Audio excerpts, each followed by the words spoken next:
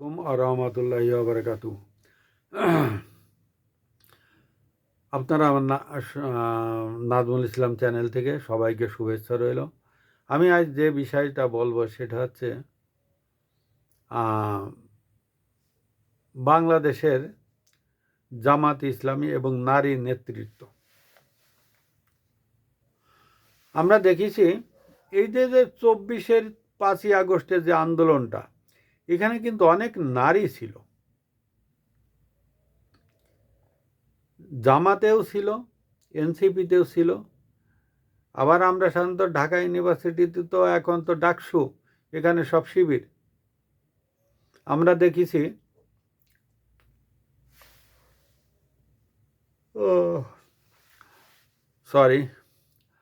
আমরা দেখেছি এখানে এই আন্দোলনের পরবর্তীতে অনেক নারী নেতৃত্ব এই জামাত ইসলামী বা শিবিরের ভিতরে এবং এনসিপির ভিতরে। এনসিপির আন্দোলন অর্ধেকেরও বেশি এই নারী নেতৃত্ব আগায় নিয়ে গেছে।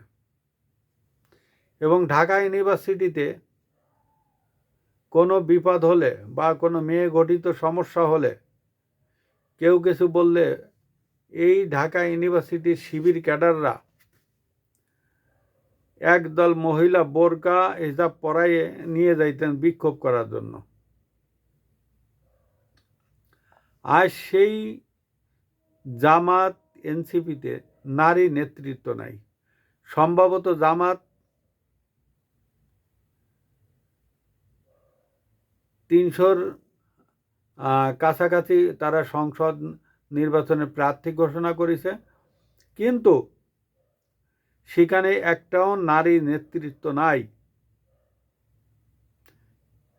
একজনও নারী নেতৃত্ব নাই। মানে নারীদের আপনি প্রয়োজন সময় তাদেরকে ডেকে আনছেন আন্দোলন সংগ্রাম করার জন্য, আর সেই নারী নেতৃত্ব আপনাদের কোনো নমিনেশনে দেননি। হয়তো আপনারা একটা কথা বলতে পারেন, আমরা তো নমিনেশন আহ্বান করেছি নেওয়ার জন্য। এখন কোনো নারী নেতৃত্ব সাড়া দেয়নি, এইটা বলবেন। আমি বলবো কোনো নারী নেতৃত্বকে আপনারা প্রশ্রয় দেননি।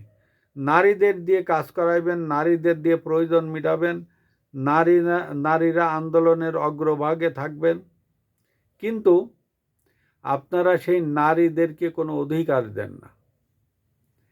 এই জামাত ইসলামী নারীদেরকে কোনো অধিকার দেন না। আজকে আমাদের যেহেতু অর্ধেকেরও বেশি নারী, সেহেতু এই নারীদের যদি অর্থনৈতিক মুক্তি না মেলে তাহলে এই সমাজটা একটা বুধ হয়ে যাবে।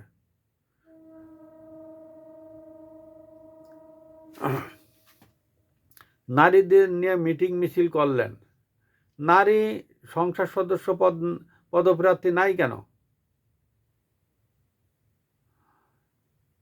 অবশ্যই থাকা উচিত ছিল।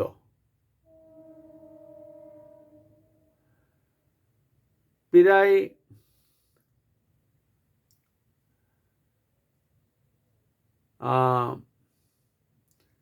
সম্ভবত বাংলাদেশে 12 কোটি ভোটার আছে। এই 12 কোটি ভোটারের ভিতরে জামাতে ইসলাম একজন নারী নেতৃত্ব পেলেন না। অবাক হয়ে গেলাম। এটা নিয়ে অনেক পত্রপত্রিকায় লেখালেখি হচ্ছে, এটা নিয়ে কন্টেন্ট হচ্ছে, এটা অনেক টক শোতে কথা বলতেছে।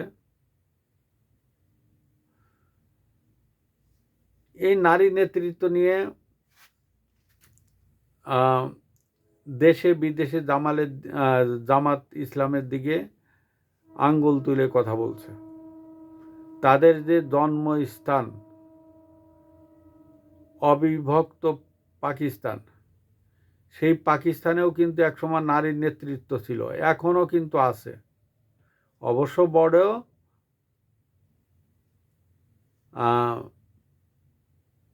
অবশ্য বড় দুই দলে ভিতরে একটু পার্থক্য আছে। এখন বর্তমান যে বড় দুই দল, একটা বিএনপি, একটা জামাত ইসলাম, জামাত ইসলামে কোনো নারী নেতৃত্ব নাই যারা সংসদে এই মুহূর্তে দাঁড়াবে, এটা আছে জামাতের বক্তব্য। কিন্তু আমি বলবো জাতীয় সংসদের আগামী জাতীয় সংসদ ইলেকশনের বিষয়ে অনেক নারী নেতৃত্ব ডাইরেক্ট ইনডাইরেক্টভাবে তারা দাঁড়ানোর চেষ্টা করেছে, কিন্তু কোনো দল তাদেরকে নমিনেশন দেয়নি। কারণ এই নমিনেশন পেপারও কেনাবেচা